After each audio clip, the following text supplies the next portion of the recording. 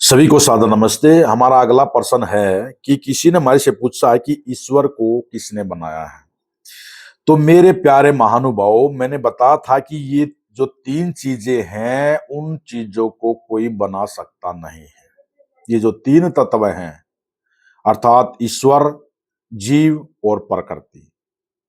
ईश्वर हमारा परमेश्वर, परमपिता परमेश्वर, जीव मतलब आत्मा और प्रकृति मतलब इस संसार का मूल रूप।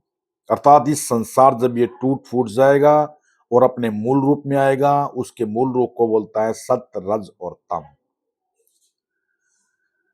तो ये जो तीन चीजें हैं, ये जो तीन तत्व हैं, ये अनादि हैं, शुरू से ही हैं और अनंत है, इनका कोई अंत भी नहीं है।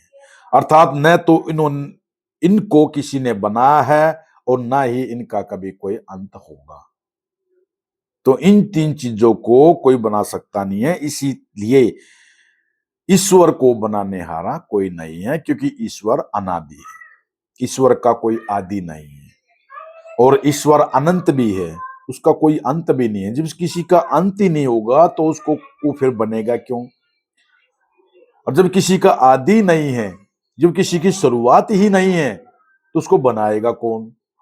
तो ईश्वर अनादि और अनंत है, इसलिए उसको बनाने हारा कोई नहीं है। वो सदा से है, सदा है और सदा ही रहेंगे।